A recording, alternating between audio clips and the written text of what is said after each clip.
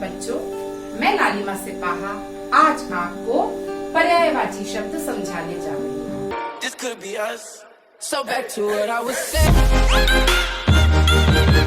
Could be us. पर्यायवाची शब्द किन्हें कहते हैं, सबसे पहले हम यह समझ लेते हैं।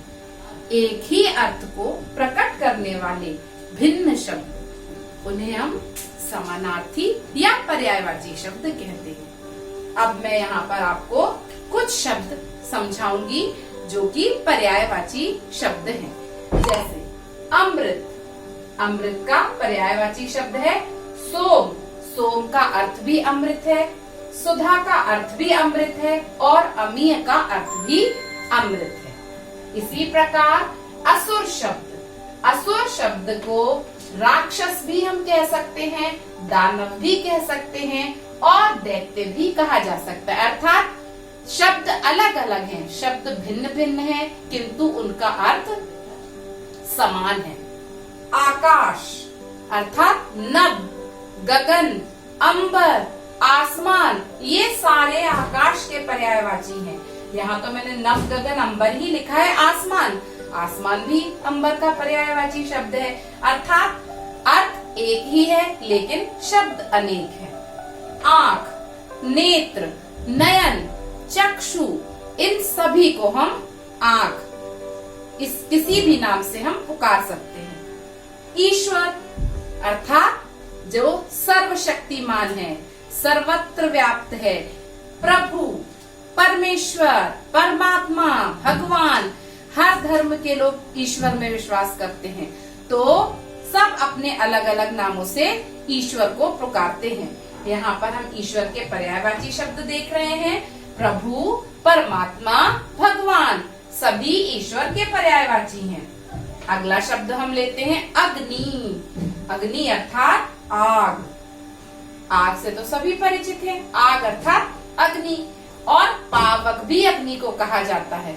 इसी प्रकार से अनल, अनल अर्थात भी अग्नि। तो ये सारे जो शब्द हैं ये सब किसके पर्यायवाची हैं? अग्नि शब्द के। अगला शब्द हम लेते हैं जल। जल अर्थात पानी। जल, जल के बिना तो कोई भी कार्य संभव ही नहीं है। जल ही जीवन है, बोला जाता है ना, जल ही जीवन है। तो जल का पर्यायवाची है पानी, सलिल, नीर, ये सारे जल के पर्यायवाची हैं। पानी, सलिल और नीर सभी पर्यायवाची किस शब्द के हैं? जल के पर्यायवाची हैं। इसके बाद हम लेते हैं गणेश। गणेश जी जो कि भगवान का नाम है। लंबोदर, जिनका लंबा उदर है।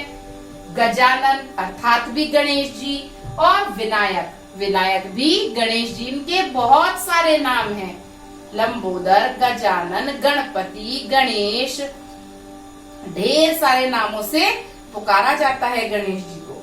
अब हम अगला पर्यायवाची शब्द लेते हैं नदी। नदी अर्थात सरिता, तटिनी, तरंगिणी, ढेर सारे नाम हैं नदी के भी, ढेर सारे पर्यायवाची हैं। अर्थ क्या है? नदी अर्थात सरिता, कोई भी नदी हो सकती है। तो यहाँ पर हम नदी के पर्यायवाची शब्द समझ रहे हैं।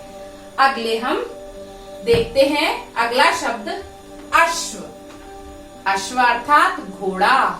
तो अश्व के पर्यायवाची कौन कौन से हैं? घोड़ा, बाजी, तुरंग, ये सारे शब्द क्या हैं? अश्व अर्थात घोड़े के पर्यायवाची हैं। इंग्लिश में इन्हें सिनोनिम्स कहा जाता है।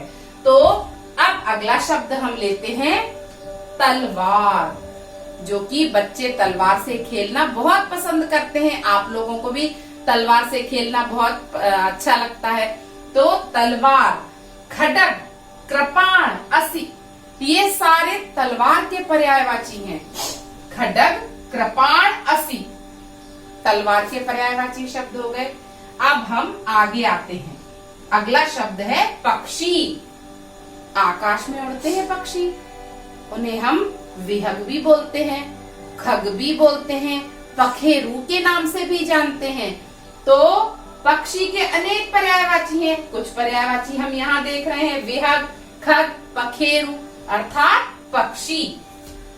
कृष्ण, कृष्ण भी भगवान का नाम है, तो कृष्ण अर्थात श्याम, कृष्ण जी को श्याम के नाम से भी पुकारा जाता है। विष्णु, वो भी कृष्ण जी का ही एक नाम है। और गोपाल, मुरलीधर, ये सारे ये कृष्ण जी के नाम हैं।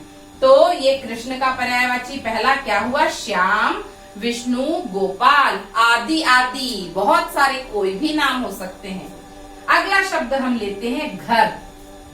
घर, हर व्यक्ति को घर की आवश्यकता होती है।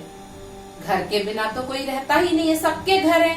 मेरा भी घर है, आपका भी घर है, आपके मित्रों का भी घर है, सबका अपना घर है, जहाँ पर हम हमारे परिवारजनों के साथ में एक साथ मिलकर प्रेम पूर्वक रहते हैं, उसे हम घर कहते हैं। ऐसे नहीं तो कोई भी ईंट का बना हुआ, कोई भी जो ईंट से बनी हुई दीवारें हैं और पूरा एक मकान है, वह कब तक घर नहीं बनता जब तक हम लोग उसमें मिलकर रहते नहीं है। हम सभी साथ में उसमें मिलकर ना रहें तब तक वह घर की हम उसे संज्ञा नहीं दे सकते।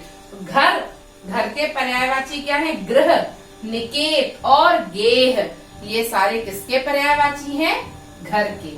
अगला पर्यायवाची हम देखते हैं चंद्रमा। सूर्य दिन में उजाला करता है, दिन में करता सूर्य, रात में शशि करता उजियारा है। तो दिन में सूर्य उजाला करता है और रात में चंद्रमा अर्थात शशि। तो चंद्रमा के पर्यायवाची कौन कौन से हुए? शशि, इंदु, सोम, ये सारे किसके पर्यायवाची हुए? चंद्रमा के। अब अभी मैंने सूर्य का नाम लिया, तो यहाँ पर मैंने कहीं पर भी सूर्य शब्द नहीं लिखा है। सूर्य के पर्यायवाची शब्द कौन कौन से हुए? दिनकर, भास्कर, सूरज, रवि। ढेर सारे सूर्य के भी पर्यायवाची हैं। हमने चंद्रमा के तो देख लिए, पर सूर्य के अब नहीं लिखे। अगला हम देखते हैं दिन। दिन अर्थात दिवस, वार, वासर, ये सारे दिन के पर्यायवाची हैं। देवता, अभी हमने यहाँ पर देखा था असुर, सुर में आ लग गया था, यानी जो ईश्वर नहीं है, असुर है, राक्षस। अब यहाँ हम देखते हैं किसका? देवता अर्थात सुर। देवता को क्या कहा जाएगा? सुर। तो देवता, सुर, देव, अमर, उन्हें अमर कहा है क्योंकि वो कभी भी उनकी मृत्यु नहीं होती, अमर है, ईश्वर अमर है। तो सुर, देव और अमर, ये किसके पर्यायवाची हुए? देवता के। अगला देखते हैं हम शब्द झंडा। झंडे के पर्यायवाची कौन कौन से हैं? ध्वज, पताका, केतु। ध्वज, पताका, केतु, ये सारे किसके पर्यायवाची शब्द हैं? झंडा के। तो हमने अभी किसके देखे? झंडा के पर्यायवाची ध्वज, पताका और केतु। अगला शब्द हम लेते हैं पृथ्वी। पृथ्वी का पहला पर्यायवाची शब्द क्या है? भूमि, धरा, धरती, वसुंधरा, ये सारे शब्द किसके पर्यायवाची हैं? पृथ्वी के। तो पहला शब्द क्या है? भूमि, धरा, धरती, वसुंधरा, ये सारे किसके पर्यायवाची हैं? पृथ्वी के। इस प्रकार हमने यहाँ पर बहुत सारे अनेक कई शब्दों के पर्यायवाची शब्द देखे और समझे कि वे शब्द जिन शब्द तो अलग अलग हैं, पर अर्थ क्या है उनका? समान है। ऐसे शब्द जिनके अर्थ समान हैं लेकिन शब्द भिन्न भिन्न हैं, उन्हें हम पर्यायवाची या समानार्थी शब्द कहते हैं। तो आज के पाठ में हमने पर्यायवाची शब्दों को जाना और समझा। अभी तो हमने कुछ ही पर्यायवाची शब्द समझे हैं, लेकिन बहुत सारे शब्द ऐसे हैं जिनके की कई पर्यायवाची शब्द हैं, जो कि जब भी हम पढ़ेंगे तो हम उनके शब्दों को जान सकते हैं। अगर आपको आज का मेरा पाठ समझ में आया हो तो लाइक, शेयर और सब्सक्राइब करना ना भूलें।